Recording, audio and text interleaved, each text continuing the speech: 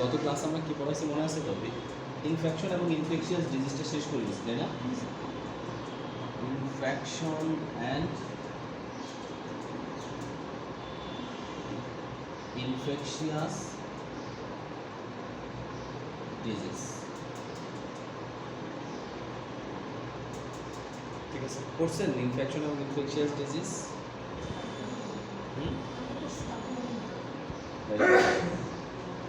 Infection এবং infectious disease কিন্তু আমরা খুব সিম্পল জিনিসগুলো পড়ছি, তাই না? কিছু ভাইরাল ডিজিজ, তাই তো? ভাইরাল ডিজিজ পড়ছি, কিছু পড়ছি কি ব্যাকটেরিয়াল ডিজিজ, তাই না? আর কিছু পড়ছি কি প্রোটোজোয়াল ডিজিজ বা প্যারাসাইটিক্যাল।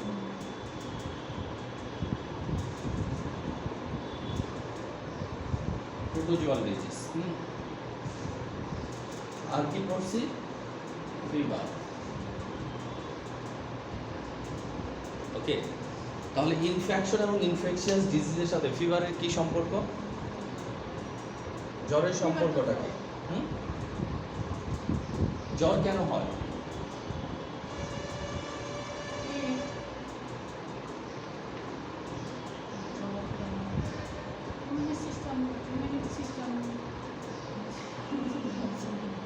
জ্বরের মেকানিজম আমরা পড়াইছি না?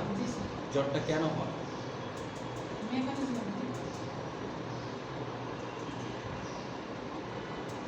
জ্বরের মেকানিজম কি বলেন দেখে, মুখস্থ বলেন।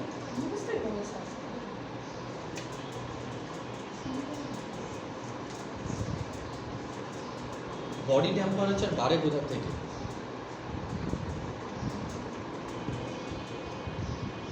Substance that causes fever are called pyrogens. Pyrogens stimulates leukocytes to release cytokines. Cytokines.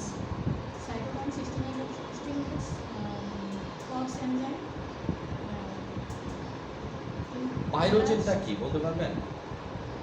Pyrogen, তার মানে সহজভাবে যদি বলি পাইরোজেন হচ্ছে এক ধরনের কেমিক্যাল, ঠিক আছে? অথবা ব্যাকটেরিয়ার বিজয় উল্লাসে কি নিঃসৃত এক ধরনের কেমিক্যাল, তাই না? তাহলে এক একটা জ্বরে এক এক ধরনের বৈশিষ্ট্য কেন বোঝা যায়? আমরা সবাইকে নাম দিচ্ছি পাইরোজেন, তাই না? বাট সবার নাম কিন্তু কি পাইরোজেন হলো এক একটা এক এক জায়গার পাইরোজেন, তাই না? আমরা তো সবাই মানুষ, কিন্তু এক একজন এক এক ফ্যামিলির না? এক একজন এক এক ফ্যামিলির হওয়ার কারণে কি আমাদের এক একজনের বৈশিষ্ট্য এক একজনের নেচার কি এক এক রকম না? ঠিক আছে, কেউ একটু শান্ত স্বভাবের, কেউ একটু উগ্র স্বভাবের, তাই না? তাহলে এই সকল স্বভাব চরিত্র কি ফ্যামিলি থেকে আসে কিছুটা, তাই না? এখানেও একই বিষয়, যদি ভাইরাল ডিজিজ হয় তাহলে স্পেসিফিক ভাইরাস শরীর থেকে কি পাইরোজেনটা বের হবে।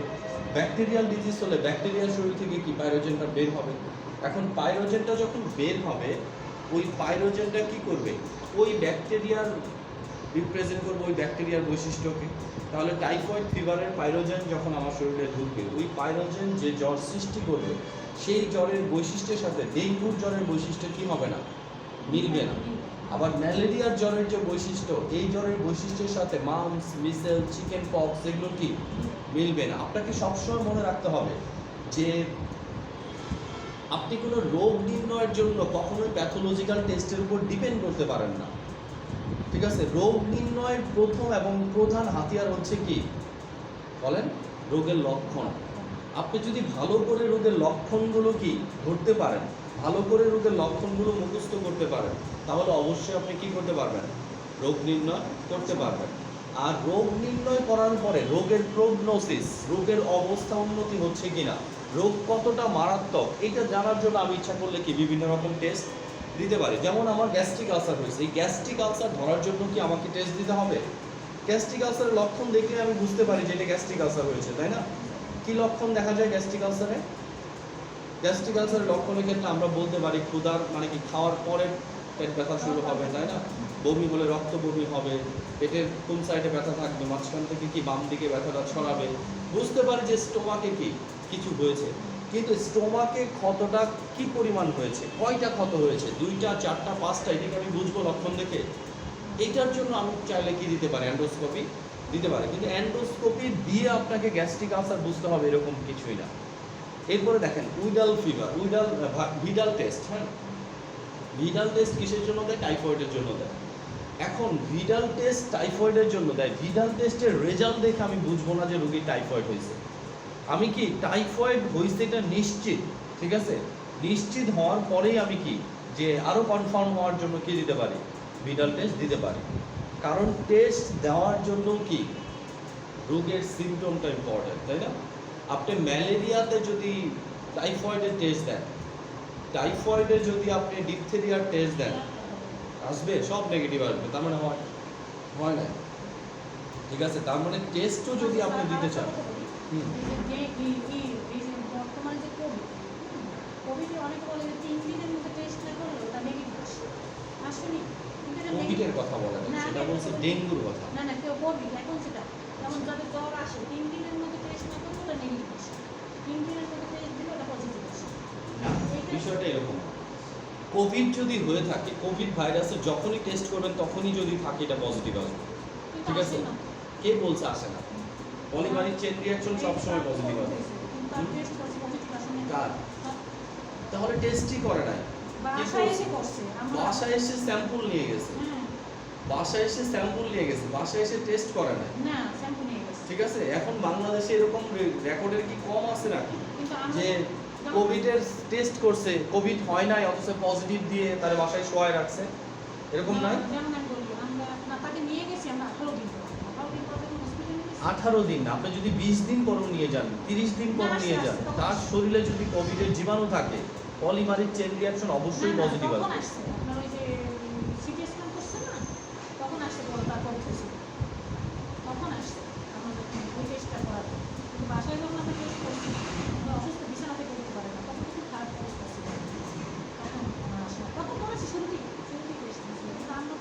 হসপিটালে গিয়ে টেস্ট করছিলাম, কিন্তু সেখানে আমাদের সেখানে টেস্ট করে নাই, আপনাকে একটা রিপোর্ট দিয়ে দিয়েছে, তাই না? টেস্ট না করে রিপোর্ট দেওয়া যায় না? আমাদের শাহেদ সাহেব এরকম করছে না উত্তরার ভিতরে? তাহলে এখানে ওনার কি করছে? আপনার কাছ থেকে স্যাম্পল নিয়ে গেছে, ওইখানে তো রিপোর্ট তৈরি করাই আছে, রিপোর্টে শুধু আপনার নামটা লিখে প্রিন্ট করে বের করে দিয়ে দিয়েছে যে হ্যাঁ আপনার পজিটিভ, আপনার নেগেটিভ, আপনার জ্বরের লক্ষণ থাকলে আপনার পজিটিভ, আপনার নেগেটিভ, ইচ্ছা মতোই কিছুটা, ঠিক আছে? শুধুমাত্র ডেঙ্গুর ক্ষেত্রে একটা টেস্ট আছে NS1, ঠিক আছে? এই টেস্টটা যদি প্রথম 3 দিন, অ্যান্টিজেনের টেস্ট, প্রথম 3 দিনের মধ্যে যদি করানো হয় তাহলে এই টেস্টটা নেগেটিভ হবে। তখন আবার ডেঙ্গুর ইমিউনোগ্লোবুলিন টেস্ট আছে, ওই টেস্ট করলে কি পজিটিভ হবে। ডেঙ্গু টেস্টের কথা শুধু এটা বলা হয়েছে যে প্রথম 3 দিনের মধ্যে যদি NS1 না করেন তাহলে NS1 নেগেটিভ আসবে, ঠিক আছে? বাট NS1 নেগেটিভ আসবে মানে যে ডেঙ্গু হয় না তা না, কিন্তু ডেঙ্গুর জন্য ইমিউনোগ্লোবুলিনের টেস্ট আছে, ঠিক আছে, অ্যান্টিবডির টেস্ট আছে, ওইটা করলে আবারও পজিটিভ আসবে। তার মানে অ্যান্টিবডির টেস্টটা করতে হবে 3 দিনের পরে। আর অ্যান্টিজেনের টেস্টটা যদি করতে চান তাহলে কি আগেই করা যাবে, অ্যান্টিবডি টেস্টও আগে করা যাবে। ওকে, এখন মেইন ফ্যাক্টরটা হচ্ছে কি, যদি আপনি রোগ না চিনেন তাহলে টেস্টও দিতে পারবেন না, তাই না?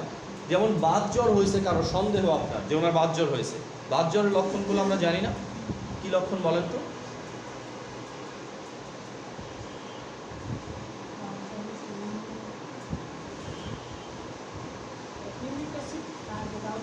ইউরিক অ্যাসিড হচ্ছে গাউটি আর্থ্রাইটিসের কারণ। হ্যাঁ, রিউমাটয়েড আর্থ্রাইটিস না, রিউমেটিক ফিভার।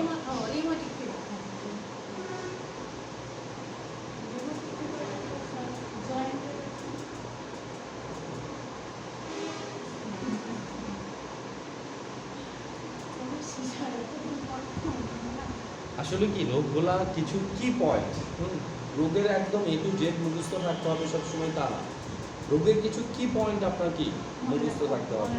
এই কি পয়েন্টগুলো অ্যাটলিস্ট মনে রাখার চেষ্টা করতে হবে। বাত জ্বরের কি পয়েন্ট কি ছিল? বাত জ্বরের কি পয়েন্ট ছিল কি, প্রথমে জ্বর হবে, 104 ডিগ্রি পর্যন্ত জ্বর উঠতে পারে, গলা ব্যথা থাকবে, আক্রান্ত জয়েন্টে ব্যথা থাকবে, জয়েন্টে ব্যথা থাকবে, ব্যথাটা কি হবে? রেফারেবল পেইন হবে, তাই না? এক জয়েন্ট থেকে ব্যথাটা আরেক জয়েন্টে যাবে, এক জয়েন্ট থেকে ব্যথাটা কি আরেক জয়েন্টে যাবে। তাহলে এটা কি পয়েন্ট? আপনার বাত জ্বরের যত লক্ষণই থাকুক, এই লক্ষণটা কি কি যে বাত জ্বর যখন প্রথমে শুরু হবে তখন কি থাকবে? রোগীর জ্বর হবে, গলা ব্যথা হবে, জয়েন্টে জয়েন্টে কি হবে? ব্যথা হবে, এবং ব্যথাটা কি সুনির্দিষ্ট কোনো জয়েন্টে স্পেসিফিকভাবে থাকবে না, এক জয়েন্ট থেকে ব্যথাটা সবসময় অন্য জয়েন্টে কি করবে? মুভ করবে। ঠিক আছে, তাহলে ইনফেকশন এবং ইনফেকশিয়াস ডিজিজের ক্ষেত্রে খুবই সাবধানে রাখতে হবে, কারণ এটা কিন্তু সহজ। অন্য যে কোনো রোগের তুলনায় কি এটা অনেক ছোট এবং সহজ। কি কারণে? কারণ এই রোগের কারণটা স্পেসিফিক। আপনি যদি হাইপার টেনশন বলেন, তাহলে হাইপার টেনশনের কারণ কিন্তু অভাব নাই, অনেকগুলা কারণ লিখতে হবে আপনাকে, তাই না? ডায়াবেটিক্স যদি বলেন, ডায়াবেটিক্সের ক্ষেত্রেও কি অনেকগুলো কারণ লিখতে হবে আপনাকে। বাট যদি আপনি ইনফেকশন এবং ইনফেকশিয়াস ডিজিজের কথা বলেন, এখানে কারণ কি সুনির্দিষ্ট অনেকগুলা না। ওকে, তাহলে আজকে আমরা পড়বো কি, এটা যদি ভালো করে পড়ে ফেলবেন, এটা কিন্তু অনেক প্রশ্ন পরীক্ষায় আসবে এবং আপনার জন্য কি অনেক ইম্পর্টেন্ট। আমাদের চারপাশে ইনফেকশন ইনফেকশিয়াস ডিজিজ কি ভরপুর। এগুলো আসলে পড়েছি অনেক আগে, রিভিশন করলে হয়ে যাবে। আজকে আমরা পড়বো ভিটামিন মিনারেলস। Nutritional disorder. এক কথা বলি,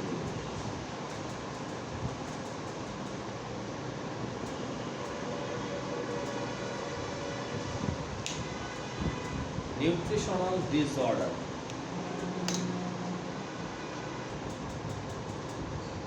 আচ্ছা দেখেন, তাহলে নিউট্রিশনাল ডিসঅর্ডারের ক্ষেত্রে আমরা একটা কথা কমনলি বলবো, সেটা হচ্ছে কি অন্য যে কোনো সিস্টেমের রোগের চেয়ে এই রোগগুলা কিছুটা সহজ ডিটেক্ট করা। আবার এই রোগগুলা সবচেয়ে কঠিন ডিটেক্ট করা। চিকিৎসা করার ক্ষেত্রে একই বিষয়, যে আপনি যদি রোগের কারণটা জানেন তাহলে চিকিৎসা কি খুব অল্পের মধ্যে হয়ে যাবে। যদি রোগের কারণ বের করতে না পারেন তাহলে কি সমস্ত পৃথিবী সব কিছু বেটে খাওয়ালেও কি হবে না, এই রোগ সারবে না। যদি কারো রাতকানা রোগ হয়, এখন আপনি ভিটামিন এ বাদ দিয়ে তাকে যাই খাওয়ান, কোনো লাভ হবে? শুধু তার একমাত্র চিকিৎসা কি ভিটামিন এ। যদি কারো স্কারভি হয়, তাহলে কি ভিটামিন সি ছাড়া আপনি যদি সমস্ত পৃথিবী তারা গিলায় খাওয়ান, কোনো লাভ হবে? রোগ কখনোই ভালো হবে না। আবার শুধু যদি ভিটামিন সি খাওয়াই দেন, তার কী হয়ে যাবে? ঠিক হয়ে যাবে। তাহলে এই সিস্টেমের রোগগুলোর ক্ষেত্রে মনে রাখতে হবে ডায়াগনোসিসটা ইম্পর্টেন্ট। যদি আপনি সঠিক রোগ ধরতে পারেন এবং রোগের কারণটা বের করতে পারেন, তাহলে কি হবে? ঠিক আছে, যদি রোগের কারণ ধরতে পারেন এবং রোগটাকে ডিটেক্ট করতে পারেন, তাহলে চিকিৎসা একেবারে সহজ। আর যদি ধরতে না পারেন, তাহলে তো বললাম যে এই রোগের চিকিৎসা করা কোনোভাবে কি পসিবল না। ওকে, তাহলে নিউট্রিশনাল ডিসঅর্ডারের ক্ষেত্রে আমরা কিছু ভিটামিন এবং মিনারেলের হেলথ বেনিফিট করব। কিছু ভিটামিন এবং মিনারেলের কি করব? হেলথ বেনিফিট করব। এই হেলথ বেনিফিটগুলো আমাদেরকে মনে রাখতে হবে। আমরা অলরেডি কিছু হেলথ বেনিফিট প্রথম সেমিস্টারে পড়ে আসছি, সেকেন্ড সেমিস্টারে আরও কিছু হেলথ বেনিফিট আমরা পড়ব।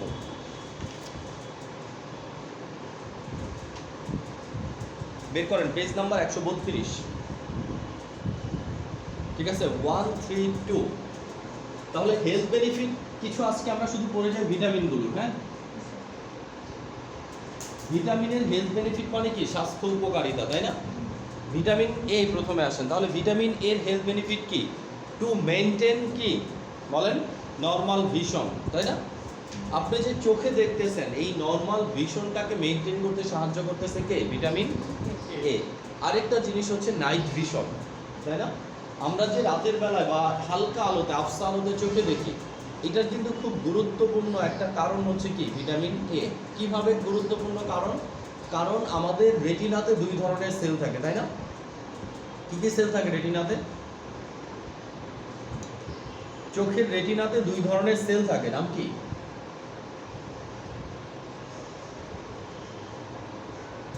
দেখেন ম্যাডাম, আমরা তো বলতেছি যে ক্লাস 6 থেকে শুরু করে 10 পর্যন্ত, ঠিক আছে, মেডিকেল সায়েন্সের অনেকগুলো জিনিস বিজ্ঞান বই ইনক্লুড করে দেওয়া আছে, তাই না? ফুড অ্যান্ড নিউট্রিশন থেকে সব কিছুই বিজ্ঞান বইয়ে কি দিয়ে দেওয়া আছে। বাচ্চা লেভেল থেকে পড়তেছে। প্রবলেম কিন্তু একটাই শুধু, সেটা হচ্ছে কি? যে কি জন্য এটা পড়বে না তাদেরকে বোঝানো হয়। যারা এটা পড়বে তারা না এটা ভালো করে কি বোঝে। ঠিক আছে, এই কারণে কি করে 6-এর বিজ্ঞান বই আমি অনেক জায়গায় দেখছি, আমরা নিজেরাও করছি, কি করে? রিডিং করে। এই তুই আর, ঠিক আছে, আসবে এখানে দাঁড়াবে, 1 পৃষ্ঠা রিডিং করবে, এরপর ও যায় বসবে, আরেকজন আসবে 1 পৃষ্ঠা কি রিডিং করবে। এই টাইপের পড়াশোনাও কিন্তু কি আমরা দেখে আসছি। কিন্তু এই টাইপের জিনিস কি রিডিং পড়ার চেয়ে এমনভাবে জিনিসগুলো শেখাতে হবে যেন সে কি প্রত্যাহিক লাইফে মনে রাখে, তাই না? ভুলে গেছি স্যার, আসলে তো পড়ছি। স্বাভাবিক। আমরা কি করছি, রেটিনাতে দুই ধরনের সেল থাকে, একটা হচ্ছে রড সেল, আরেকটা কি কোন সেল। রড সেল, কোন সেল, দুইটা সেল দুই ধরনের অ্যাক্টিভিটি করে। কোন সেলের অ্যাক্টিভিটি হচ্ছে কি, এই যে উজ্জ্বল আলো, আলোটা কি এখন অনেক বেশি না? ঠিক আছে, এই উজ্জ্বল আলোতে আপনাকে কি করবে, দেখতে সাহায্য করবে। আর রড সেল কি করবে, যখনই লাইটটা বন্ধ করে দেন, দেখেন কি হয়, কিছুক্ষণের জন্য অনেক অন্ধকার লাগতেছে না? দিয়ে দেন। এই যে অন্ধকার আবসা আলো, হ্যাঁ, এই আবসা আলোতে যে আমি আপনাদের দেখছি, এটার জন্য কে কাজ করছে, কোন রড সেল। তাহলে রড সেলের কাজ হচ্ছে কি, আবসা আলোতে দেখতে সাহায্য করা বা অল্প আলোতে দেখতে কি সাহায্য করা। আর কোন সেলের কাজ কি, উজ্জ্বল আলোতে দেখতে সাহায্য করা, তাই না? এখন কথা হচ্ছে এই রড সেলগুলার প্রধান উপাদান হচ্ছে কি, রেটিনল, মানে ভিটামিন এ। তাহলে ভিটামিন এ যদি না থাকে, আপনার রড সেল ফাংশন করতে পারবে, কাজ করতে পারবে? কারণ এই সেলটা কিসে, অনুজ্জ্বল আলোতে বা অল্প আলোতে দেখতে সাহায্য করে, তাই না? এখন এই সেলের প্রধান উপাদান হচ্ছে কি, ভিটামিন এ। তাহলে আপনার শরীরে যদি ভিটামিন এ ডেফিসিয়েন্সি থাকে, এই সেলগুলো কাজ করতে পারবে? যদি রড সেল কাজ না করে, আপনি কি করবেন? এখন তো আপনি চোখে দেখবেন, বাট লাইট অফ করার পরে কি, সবাই দেখলেও আপনি আর কি দেখবেন না, মানে অল্প আলোতে আপনি চোখে দেখবেন না। সেটা দিনের বেলাও হতে পারে, আর নর্মালি পৃথিবীতে কি আমাদের এই সাইডটাতে কি হয়, রাতের বেলায় আলো কমে যায়, তাই না? সূর্য অন্য সাইডে ওঠে তখন, এটুকু তো আমরা জানি, তাই না? তাহলে আপনি রাতকানা, আমরা বলতেছি রাতকানা মানে কিন্তু শুধু রাতকানা না, সে দিন কানাও, তাই না? দিনে যদি হঠাৎ করে আকাশ অন্ধকার করে নেয়, আলো কমে যায়, তখন কিন্তু সে এক জায়গায় চুপচাপ বসে থাকবে, কারণ সে কিছুই চোখে দেখতেছে না। ঠিক আছে, তাহলে ভিটামিন এর কারণে কেন রাতকানা রোগ হয়, এটা আমাদের জন্য ইম্পর্টেন্ট। আরেকটা জিনিস হচ্ছে কমন জানা, সেটা হচ্ছে কি, ভিটামিন এর অভাবে রাতকানা রোগ হয়, এটুকু হচ্ছে কি সিম্পল জানা। আর ভিটামিন এর অভাবে কেন রাতকানা রোগ হয়, এটা কি চিকিৎসার জন্য জানা। ঠিক আছে, আপনি যদি না জানেন যে ভিটামিন এর অভাবে কেন রাতকানা রোগ হয়, তাহলে আপনার এটাও মনে থাকবে না যে ভিটামিন এর অভাবে রাতকানা রোগ হয়। ঠিক আছে, একই বিষয়, স্কারভি ভিটামিন সির অভাবে হয়, এটা আমরা পড়ে আসছি। এখন ভিটামিন সির অভাবে স্কারভি কেন হয়, এটা যদি আপনার ক্লিয়ার না থাকে, তাহলে এটাও আপনার ক্লিয়ার থাকবে না যে ভিটামিন সির অভাবে কি হয়, স্কারভি হয়। ক্যালসিয়ামের অভাবে, ভিটামিন ডির অভাবে কি হয়, অস্টিওমেলাসিয়া হয়, বাচ্চাদের রিকেটস হয়, তাই না? এখন আমাদের প্রশ্ন কিন্তু এই লেভেলের না, আমাদের প্রশ্ন হচ্ছে কি, ক্যালসিয়াম ফসফেট ভিটামিন ডির অভাবে কেন কি অস্টিওমেলাসিয়া বা রিকেটস হয়। তাহলে আপনাকে উত্তর দিতে হবে কোন প্রশ্নের, কেন প্রশ্নের। এখন আপনি যদি কি প্রশ্নের উত্তর না দিতে পারেন, তাহলে কেন প্রশ্নের উত্তর কিভাবে দিবেন আপনি?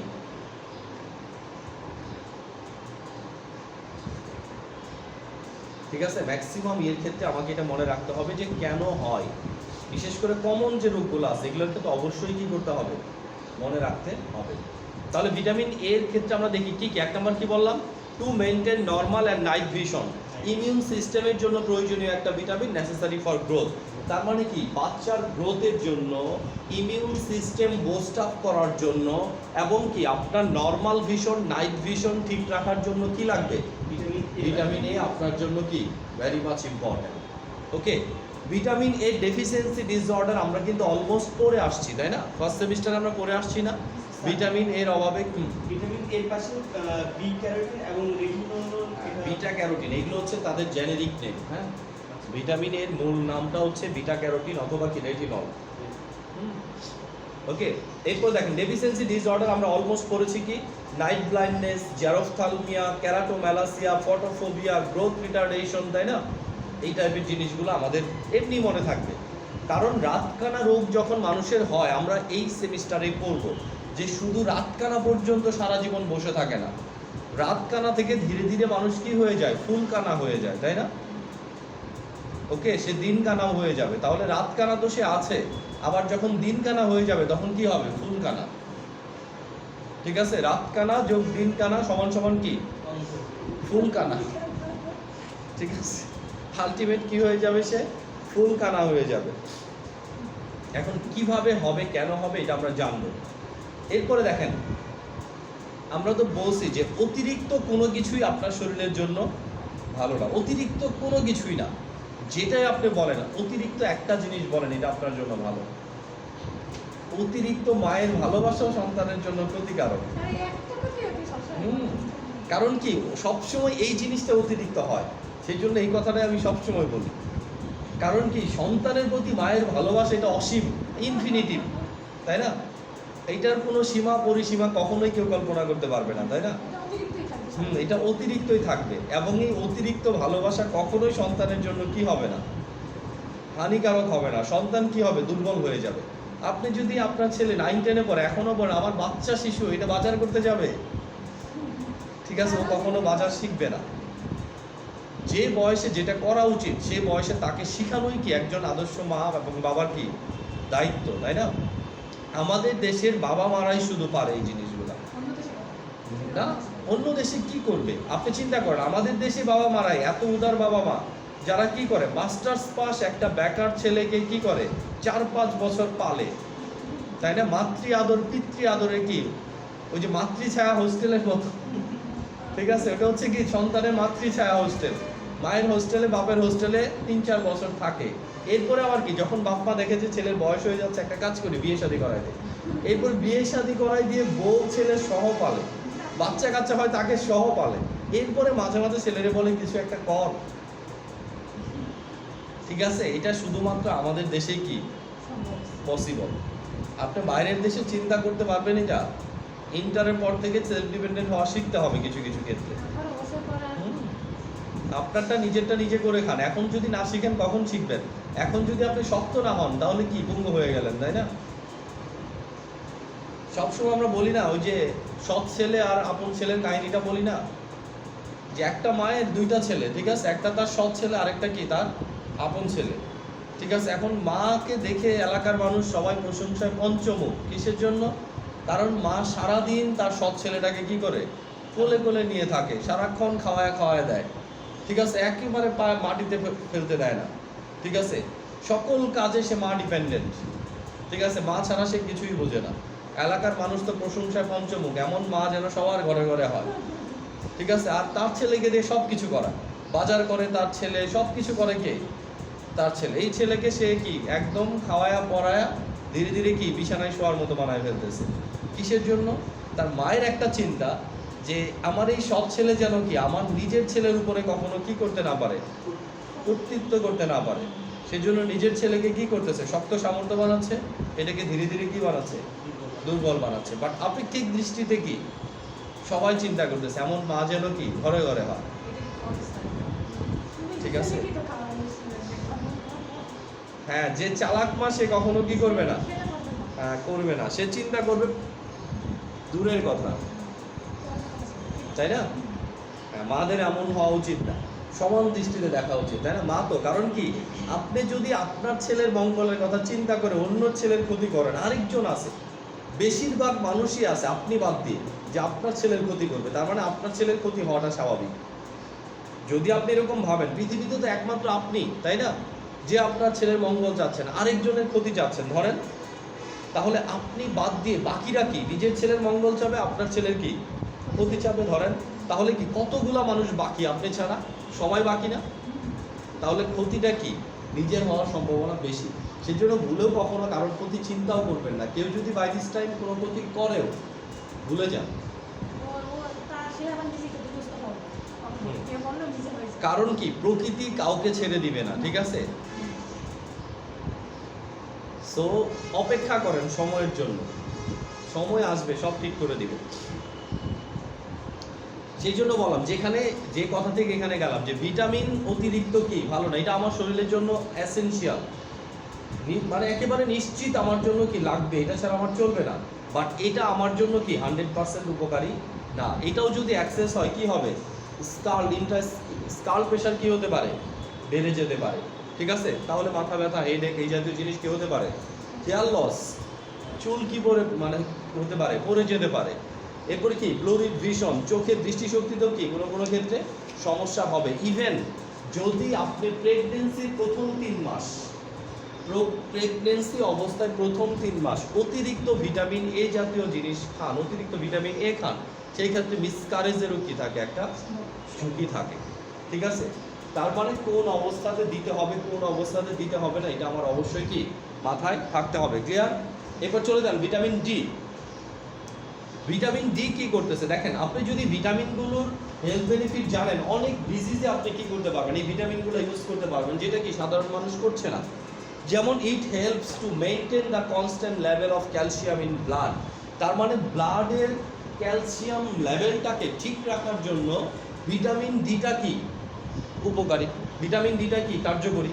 তাহলে আপনার রক্তে ক্যালসিয়ামের মাত্রা ঠিক রাখতে সাহায্য করে কে? Vitamin D. আর ভিটামিন ডি যদি কমে যায় কি হবে? আপনার রক্তে ক্যালসিয়ামের মাত্রা ঠিক মতো কি থাকবে না। তাহলে রক্তে যদি ক্যালসিয়াম না থাকে তাহলে কি হবে? আমাদের ক্যালসিয়াম রিলেটেড অ্যাক্টিভিটি কিন্তু অনেক বেশি। মাসেল কন্ট্রাকশন রিল্যাক্সেশনের জন্য ক্যালসিয়াম লাগে, হার্টের কন্ট্রাকশন রিল্যাক্সেশন, স্টোমাকের বা জিআই ট্র্যাকের পেরিস্টালসিস মুভমেন্টের জন্য সব জায়গায় কি লাগতেছে? ক্যালসিয়াম লাগতেছে। এখন রক্তে যদি ক্যালসিয়াম না থাকে, ক্যালসিয়াম যদি শোষণ কম হয়, ক্যালসিয়ামের যদি এক্সক্রিয়েশন বের হয়ে যায় বেশি পরিমাণে, তাহলে কি হবে? আমাদের যে হাড়ে থাকে ক্যালসিয়াম, যখন আপনার অভাব হবে কোথা থেকে টাকা উঠাবেন? ব্যাংক থেকে। ঠিক আছে? তাহলে ক্যালসিয়ামের ব্যাংক কোথায়? আমার হাড়, তাই না? তাহলে হাড়ে থেকে চেক দিয়ে বডি কি করবে? ক্যালসিয়াম উঠায় নিবে। যখন হাড়ে থেকে ক্যালসিয়াম উঠায় নিবে তখন কি হবে? যখন আমি একেবারে প্রথম নবজাতক শিশু ছিলাম ওই সময় আমার শরীরের হাড় কিরকম নরম ছিল না? কারণ কি? হাড়ে শুধু কার্টিলেজ ছিল, ক্যালসিয়াম অত বেশি ছিল না। আমার হাড়ও আবার কি হয়ে যাবে? ওই নবজাতক শিশুর মতো হয়ে যাবে। কিন্তু আপনার অ্যাক্টিভিটি তো নবজাতক শিশুর মতো না, ঠাস করে পড়ে যাবেন, ভেঙে যাবে না। ঠিক আছে? এই সমস্যাটা সবচেয়ে বেশি কাদের হয়? এই সমস্যাটা সবচেয়ে বেশি হয় মহিলাদের। ক্যালসিয়াম রিলেটেড বা বোন রিলেটেড রোগগুলো কাদের বেশি থাকে? মানে কমনলি মহিলাদের। তুলনামূলকভাবে 3:1 হিসাবে আমরা ধরতে পারি। 1 ভাগ ছেলেদের হলে 3 ভাগ কি মেয়েদের। কেন? অনেকগুলো কারণ আছে, তাই না? এর ভিতরে কমন কারণ কি? Post menopausal oestrogen deficiency. যখন একটা মেয়ের মেনস্ট্রুয়াল সাইকেল বন্ধ হয়ে যায় তখন তার শরীরে কি প্যারাথরমোন অ্যাক্টিভিটি কমে যায়। প্যারাথরমোন অ্যাক্টিভিটি কমে গেলে কি হয় না? ওই ক্যালসিটোনিন হরমোন, ঠিক আছে? অর্থাৎ কি ক্যালসিয়ামটা ব্লাডের রিটেইন অবস্থায় কি থাকে না, ক্যালসিয়াম বেশি পরিমাণে কি রক্ত থেকে চলে যায়। এখন রক্ত থেকে যদি ক্যালসিয়াম চলে যায় তাহলে কি হবে? বোন থেকে ক্যালসিয়ামগুলো দ্রুত চলে আসবে, বোনগুলা কি ধীরে ধীরে দুর্বল হয়ে যাবে, বোন রিলেটেড রোগগুলো হওয়ার সম্ভাবনা বেশি থাকবে। এছাড়াও মেয়েদের বোন মিনারেল ডেন্সিটি কি থাকে? কম থাকে। একে তো কম থাকে, দুয়ে যদি ওইখান থেকে চলে আসে তাহলে কি দ্রুত হবে না? দ্রুত হবে। ঠিক আছে? তাহলে একটা জিনিস বুঝলাম যে ভিটামিন ডি, আমরা দেখেন না ক্যালসিয়ামের সাথে ভিটামিন ডি দেই, ক্যালবো ডি, অস্টোক্যাল ডি, তাই না? কিসের জন্য ডি দেওয়া থাকে? কারণ ডি দিলে সুবিধা হচ্ছে এটা, প্লেন ক্যালসিয়ামের চেয়ে ভিটামিন ডি যদি দেওয়া থাকে তাহলে কি হবে? রক্তে ক্যালসিয়ামের মাত্রাটা তুলনামূলকভাবে বেশি যাবে। কিন্তু আমাদের শরীরে ভিটামিন ডির কোনো অভাব হওয়ার কথা না যদি আমি ছায়াতে না থাকি। ঠিক আছে? তার মানে ছেলে মেয়েকে যত ছায়াতে রাখবেন তত শরীরে কি ভিটামিন ট্যাবলেট ডিটা বেশি করে খাওয়াতে হবে। কারণ কি? সূর্যের আলোর ইউভি রে থেকে কি তৈরি হয় আমার স্কিনে? ভিটামিন ডি তৈরি হতে পারে। তার মানে ছোট বাচ্চা থেকে শুরু করে সবাইকে যদি আমরা একটু সূর্যের আলোতে নিয়ে যাই, সূর্যের আলোতে গোসল করাই, তাহলে কি হবে? শরীরে ভিটামিন ডির অভাব হবে না। গ্রামের বাচ্চাগুলো একটু শক্ত সামর্থ্য হয় না শহরের বাচ্চার তুলনায়?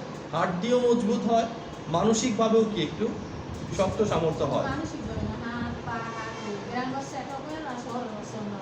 না। সেটাই বলতেছি, মানসিকভাবেও কিন্তু কি তারা অনেক দুর্বল, মানসিকভাবে দুর্বল হয়, মানসিকভাবে শক্তিশালী হয় গ্রামের ছেলে মেয়েগুলো। শহরের ছেলে মেয়ে। হ্যাঁ,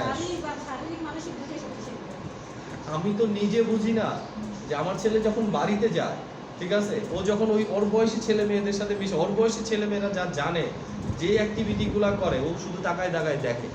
ওকে ওইখানে কি একদম কি একটা মনে হচ্ছে যে অস্বাভাবিক বোকা একটা ছেলে। হ্যাঁ, ওর ব্রেনের ম্যাচুরিটি বাড়ে, বাট এক্সপেরিয়েন্স বাড়ে না, কারণ ওকে আমরা বাইরে ছাড়ি না, ওরা সারাদিন বাইরেই থাকে। ঠিক আছে? আবার চিন্তা করেন, এরা নদীতে গোসল করতেছে, ওর বয়সী ছেলে মেয়েরা সাঁতার পারে, ও পাহাড়ে আমাকে নিয়ে বসে থাকে। ঠিক আছে? তাহলে অবস্থা হচ্ছে এরকম যে একটু ছাড়তে হবে। ঠিক আছে? আবার ছাড়বেন কোথাও, রিস্ক তো লাগবে। সেই জন্য সময় কাটবে কোথায়? মোবাইলে। সময় কাটবে কোথায়? কম্পিউটারে। হ্যাঁ, সেই জন্যই তো শুধু চোখ আর ব্রেন ডেভেলপ হইতেছে, হাত পা সব কি ফার্মের মধ্যে। একটু গরম বলে হার্ট ফেল হয়েছে। গ্রামের স্যার এখন মোবাইল গেমস যাওয়ার পর এখন গ্রামের বাচ্চারা এই অবস্থা শুরু হয়ে গেছে। সব কেন সারাক্ষণ মোবাইল নিয়ে থাকবে স্যার? সারাক্ষণ মোবাইল গেম বসে আছে তো আছে। এখন আর খেলতে নামে না। খেলতে নামে না একটা নির্দিষ্ট এজের বাচ্চারা। যেমন আগে কি 10 ইন্টারমিডিয়েটের বাচ্চারাও কি করতো, খেলাধুলা করতো। এখন ওই লেভেলের বাচ্চাগুলা কি কোনায় কোনায় চলে যাচ্ছে, তাই না? এই গাছের কোনায় ওই গাছের কোনায়। পরেই এখন পুরো ব্যাংকগুলো সব অন্যরকম হয়ে না, গেছে। আমার ছেলেটা এখন খেলতে পারে। নিচে ওই যে জায়গা আছে তো, প্রতিদিন বিকেলে খেলতে যায়, ক্রিকেট খেলতে যায়। খেলতে যেতে দেন, আবার বলেন না তো একাই চলে যায়। নষ্ট হয়ে যাবি। হাই হাই ও মিসিসটা। একাই যায়, তার কোনো রিস্ক নেই।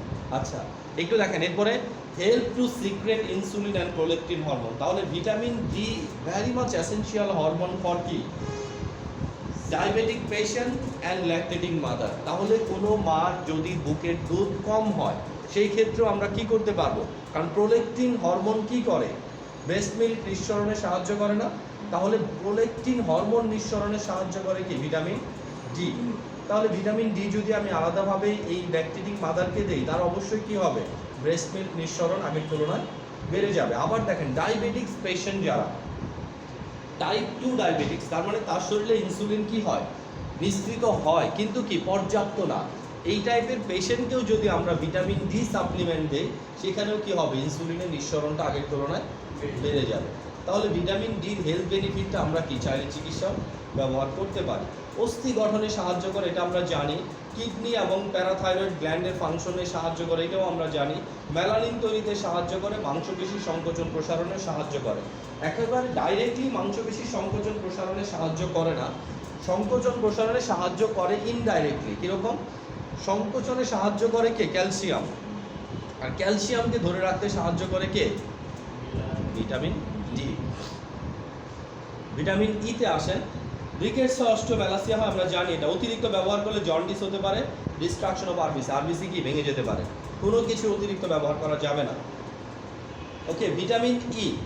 ভিটামিন ই কি করে? ভিটামিন ই হচ্ছে ভিটামিন এ, ই, সি, এই তিনটা ভিটামিনের কথা সবসময় মনে রাখবেন। এ, ই, সি, এই তিনটা ভিটামিন টু ইউজ করা হয় two boost your immune system. আপনার শরীরের ইমিউন সিস্টেমকে বুস্ট আপ করার জন্য আপনার সবসময় কি এমন খাবারগুলাই খেতে হবে যে খাবারে কি এই তিনটা ভিটামিন পর্যাপ্ত পরিমাণে আছে, অর্থাৎ vitamin A, vitamin C, vitamin E. Okay, vitamin E কি করে দেখেন, ইমিউন রেসপন্স বৃদ্ধি করে, নিউরোলজিক্যাল প্রবলেম দূর করতে সাহায্য করে, বডি থেকে ফ্রি র্যাডিক্যাল দূর করে, আর্লি এইজিংটা কি করে, প্রিভেন্ট করে, প্রিভেন্ট এলডিএল লো ডেনসিটি লিপোপ্রোটিনগুলোকে সরিয়ে ফেলে। যদি এর ডেফিসিয়েন্সি হয় হেমোলাইটিক অ্যানিমিয়া হবে। Higher dose may increase the action of anticoagulant. যদি অতিরিক্ত ব্যবহার করেন তাহলে আপনার শরীরে রক্ত জমাট বাঁধার যে উপাদানগুলো আছে এদের অ্যাক্টিভিটি কী হবে, বেড়ে যাবে। Interference to absorption of the কি ফ্যাট সলিবল ভিটামিন। যদি এটা বেশি পরিমাণে খান, আমরা জানি আমাদের ভিটামিনগুলো দুই প্রকার, তাই না? একটা হচ্ছে ফ্যাট সলিবল, একটা হচ্ছে কি ওয়াটার সলিবল। ফ্যাট সলিবল ভিটামিনগুলো কি কি madam? A, D, E, K. Very good. A, D, E, K. Water soluble C আর ভিটামিন বি কমপ্লেক্স। সি আর ভিটামিন বি কমপ্লেক্স। ঠিক আছে, তাহলে ভিটামিন বি কমপ্লেক্স এবং ভিটামিন সি হচ্ছে কি ওয়াটার সলিবল, আর এ, ডি, ই, কে হচ্ছে কি ফ্যাট সলিবল ভিটামিন। তাহলে একটা ফ্যাট সলিবল ভিটামিন যদি আমরা অতিরিক্ত গ্রহণ করি তাহলে কি হবে, অন্যগুলোর অ্যাবজর্পশনে বাধা দিবে না। ঠিক আছে, এরপরে ভিটামিন কে আসেন। ভিটামিন কে এর মূল কাজটা হচ্ছে কি, রক্ত জমাট বাঁধতে সাহায্য করে। ডেফিসিয়েন্সি যদি হয় তাহলে ব্লিডিং প্রবলেম হতে পারে, বেশি যদি হয় ইন্ট্রাভাস্কুলার ক্লটিং হতে পারে। যে রক্ত জমাট বাঁধতে সাহায্য করে সেটা যদি অভাব হয় কি হবে, রক্তপাত হবে। যদি সেটা বেশি হয় কি করবে, রক্ত বেশি জমে যাবে, শরীরের ভিতরে কি হবে, রক্ত জমে যাবে। Vitamin C. ভিটামিন সির হেলথ বেনিফিট দেখেন, লিভার ডিটক্সিফিকেশন। তাহলে আপনার লিভার অনেক দিনের ব্যবহারের ফলে এর ভিতরে যদি বিভিন্ন টক্সিক উপাদান জমে যায়, এই টক্সিকগুলোকে লিভার থেকে বের করতে সাহায্য করে কে, ভিটামিন সি। ঠিক আছে, এরপরে দেখেন অ্যান্টিঅক্সিডেন্ট হিসেবে কাজ করে, তার মানে ভিটামিন ইও অ্যান্টিঅক্সিডেন্ট হিসেবে কাজ করে, ভিটামিন সিও কি অ্যান্টিঅক্সিডেন্ট হিসেবে কাজ করে। অ্যান্টিঅক্সিডেন্টের কাজই হচ্ছে ফ্রি রেডিক্যালগুলোকে কি করা, দূর করে দেওয়া। ভিটামিন সিও ফ্রি রেডিক্যাল দূর করতে পারে, তাহলে কি ভিটামিন ইও ফ্রি রেডিক্যাল দূর করে, ভিটামিন সিও কি করে, ফ্রি রেডিক্যাল দূর করে। ডাব্লিউবিসি যে সকল ডাব্লিউবিসি ব্যাকটেরিয়াকে ধ্বংস করে সেই সকল ডাব্লিউবিসির অ্যাক্টিভিটিকে কি করে? বৃদ্ধি করে দেয়। অস্থি, দাঁত, ব্লাড ভেসেল ক্ষত হবে, ক্ষত শুকাতে আয়রনের অ্যাবজর্পশন বৃদ্ধিতে কি করে? সাহায্য করে। তাহলে আপনি যদি কাউকে নর্মাল আয়রন ট্যাবলেট দেন, ফলিক অ্যাসিড ট্যাবলেট দেন, এর সাথে যদি একটু ভিটামিন সি দিয়ে দেন, কি হবে? আয়রনের অ্যাবজর্পশন আগের তুলনায় অনেক বেড়ে যাবে। ঠিক আছে? হ্যাঁ, ভিটামিন বি কমপ্লেক্সের ভিতরে ভিটামিন বি1 আছে। ভিটামিন বি1 ম্যাক্সিমামগুলো কাজ কাছাকাছি রকমের, ম্যাক্সিমামই কাজ করে কি? নার্ভ সিস্টেমকে স্টিমুলেট করতে সাহায্য করে, স্কিনটাকে ভালো রাখতে সাহায্য করে। দেখেন বলছে কি হেলদি নার্ভাস সিস্টেম এবং নার্ভ ট্রান্সমিশনে সাহায্য করে, গ্লুকোজ থেকে এনার্জি প্রোডাকশনে সাহায্য করে। মাইটোকন্ড্রিয়া যে গ্লুকোজ থেকে এনার্জি তৈরি করে, এখানেও ভেরি মাচ ইম্পর্টেন্ট একটা জিনিস হচ্ছে কি? ভিটামিন বি1, নাম কি? থায়ামিন। ঠিক আছে, তাহলে থায়ামিন মাইটোকন্ড্রিয়া থেকে গ্লুকোজ, মাইটোকন্ড্রিয়া থেকে কি এটিপি তৈরিতে কি করে? সাহায্য করে। সেই জন্য থায়ামিনের অভাবে কি হয়? বাচ্চা শারীরিকভাবে দুর্বল ফিল করে, কোনো কাজে মনোযোগ থাকে না, সবসময় কি মানে আলাদা একটা ভাব। আমরা পড়বো বেরি। ঠিক আছে, বেরি রোগটা হয় কি? ভিটামিন বি1 এর অভাবে। ঠিক আছে, যে লিখে দিছে বেরি রোগ হয়। তারপর কি ডিপ্রেশন হতে পারে, ইরিটেবিলিটি হতে পারে, ইডিমা হতে পারে, হাতে পায়ে বিভিন্ন জায়গায় কি পানি আসতে পারে। ভিটামিন বি2 রিবোফ্লাভিন, এটা কি চোখ, ত্বক, নাক, মুখ, এদিকে কি হয়? বিভিন্ন রকম ক্ষত হতে পারে, বিশেষ করে মুখে, তাই না? মুখের যে কোনো ক্ষতর সাথে কি রিবোফ্লাভিনের সম্পর্ক থাকবে। তারপর কি কার্বোহাইড্রেট, লিপিড, প্রোটিন মেটাবলিজমে কিছুটা সাহায্য করে। এর অভাব যদি হয় কনজাংটিভাইটিস, গ্লসাইটিস, অ্যাঙ্গুলার স্টোমাটাইটিস, তারপর কি সেবোরিক ডার্মাটাইটিস, এই টাইপের সমস্যাগুলো হতে পারে। ওকে, ভিটামিন বি3 কি? নিয়াসিন, তাই না? এখানেও দেখেন nervous system, digestive system, healthy skin, এই তিনটা সিস্টেমে ম্যাক্সিমাম ক্ষেত্রে কাজ করে। নার্ভাস সিস্টেম, ডাইজেস্টিভ সিস্টেম, আরেকটা কি? হেলদি স্কিনের জন্য কি প্রয়োজনীয়। তাছাড়া কার্বোহাইড্রেট, ফ্যাট মেটাবলিজমও কি করে? এরা সাহায্য করে। প্যালেট্রা একটা রোগ যেটা ভিটামিন বি3 অভাবে হয়। এই রোগটাতে জিহ্বা কালো হয়ে যায়, তার সাথে আরও 3টা লক্ষণ থাকে, ডার্মাটাইটিস, ডিমেনশিয়া, ডায়রিয়া। এই 3টা রোগ একত্রে হয়, তার সাথে যদি জিহ্বা কালো হয়ে যায় বোঝা যায় কি প্যালেট্রা হয়েছে, তাই না? ভিটামিন বি4, বায়োটিন, কার্বোহাইড্রেট, প্রোটিন এবং লিপিড মেটাবলিজমে কি করে? সাহায্য করে। ডার্মাটাইটিস দূর করতে, মানে যদি অভাব হয় তাহলে কি করবে? ডার্মাটাইটিস হবে। ভিটামিন বি5, প্যান্টোথেনিক অ্যাসিড কি করবে? অ্যাড্রিনাল কর্টেক্সের ফাংশনে সাহায্য করবে। অ্যাড্রিনাল কর্টেক্স কি? What is adrenal cortex? জি ম্যাডাম, অ্যাড্রিনাল কর্টেক্সটা কি? অ্যাড্রিনাল কর্টেক্স আমরা পড়ছি কি? It is the outermost side, তাই না? Outermost side of adrenal gland. Adrenal গ্ল্যান্ডের বাহিরের যে পোর্শন থেকে, যেখান থেকে বিভিন্ন হরমোন রিলিজ হয়, ওই হরমোনটাকে বলা হয় অ্যাড্রিনাল কর্টেক্স। আর মাঝখানের একদম কি ইনার পার্টটাকে বলা হচ্ছে কি? Adrenal medulla. অ্যাড্রিনাল মেডুলা থেকে কি কি হরমোন রিলিজ হয়? অ্যাড্রিনাল কর্টেক্স থেকে কি কি হরমোন রিলিজ হয়? তাহলে ভিটামিন বি5 কি করে? অ্যাড্রিনাল কর্টেক্স পার্টটাকে কি করে? সাহায্য করে। তার মানে ওইখান থেকে যে হরমোনগুলো তৈরি হয়, সে হরমোন তৈরিতে কি করবে? সাহায্য করবে। বিভিন্ন কোএনজাইম তৈরিতেও কি করে? হেল্প করে। ঠিক আছে, ওকে, আমরা শুধু হেলথ বেনিফিটে এখন আপাতত কি মনে রাখবো? ভিটামিন বি6 এর অভাবে দেখেন ওই যে একই জিনিস, immune system, hormone modulation, fat, protein মেটাবলিজমে, নার্ভ টিস্যুর কি জন্য প্রয়োজনীয়। এরপর আমরা যদি চলে যাই ভিটামিন বি9 এ, ভিটামিন বি9 মানে ফলিক অ্যাসিড। ঠিক আছে, এটা কি? নিউক্লিক অ্যাসিড, ব্লাড সেল তৈরিতে কি করে? সাহায্য করে। Prevent to neural tube birth defect. ঠিক আছে, বাচ্চাদের কি নিউরাল টিউব ডিফেক্ট হয়, বাচ্চাদের ওই আমরা বলি না ব্রেন, আমরা বলি যে সেন্ট্রাল নার্ভাস সিস্টেমের 2টা পার্ট। ঠিক আছে, একটা হচ্ছে কি নার্ভাস সিস্টেম 2টা ভাগে ভাগ করা হয়, তাই না? একটা হচ্ছে সেন্ট্রাল নার্ভাস সিস্টেম, আরেকটা কি পেরিফেরাল নার্ভাস সিস্টেম। তাহলে সেন্ট্রাল নার্ভাস সিস্টেমের ভাগ কয়টা? 2টা। কি কি? ব্রেন আর স্পাইনাল কর্ড। তাহলে স্পাইনাল কর্ড যে টিউবের ভিতরে আসতেছে, ওই টিউবের কি ডিফেক্ট থাকে? স্পাইনাল কর্ডে কি থাকে? ডিফেক্ট হয়। যদি কি থাকে? ফলিক অ্যাসিডের অভাব হয়, মানে প্রেগন্যান্সিকালীন সময়। ভিটামিন বি12 কি করে? ভিটামিন বি12 এর কাজ হচ্ছে মেগালোব্লাস্টিক অ্যানিমিয়া দূর করা। এছাড়াও এটার কিছু কাজ আছে, নিউরোপ্যাথিক পেইন দূর করা। তাছাড়াও কি ব্লাড সেল তৈরিতে সাহায্য করে। মায়োলিন শিট, কিসের মায়োলিন শিট থাকে? নার্ভের। ঠিক আছে, নিউরনগুলো যে থাকে, নিউরনের উপরে কি থাকে? একটা আলাদা পট্রোলেপের মতো থাকে, এটাকে বলা হয় মায়োলিন শিট। এই মায়োলিন শিটগুলো ড্যামেজ হয়ে গেলে নিউরোপ্যাথিক পেইন হওয়ার সম্ভাবনা বেশি থাকে। আর এরা কি করতে পারে? মায়োলিন শিট রিজেনারেট করতে পারে। ভিটামিন বি12 এর নাম কি? সায়ানোকোবালামিন। এর অ্যাক্টিভ ফর্মের নাম কি? ম্যাকোবালামিন। কি নাম? ম্যাকোবালামিন। দেখবেন নার্ভেক্স 0.5 মিলিগ্রাম, এটা কি ভিটামিন বি12 এরই কি অ্যাক্টিভ ফর্ম। আবার সায়ানোকোবালামিনও কি ইনজেকশন ফর্মে দেওয়া হয়। ডিএনএ আরএনএ তৈরিতেও কি করে? সাহায্য করে। নেক্সট ক্লাসে পড়া থাকবে ভিটামিনগুলোর হেলথ বেনিফিট।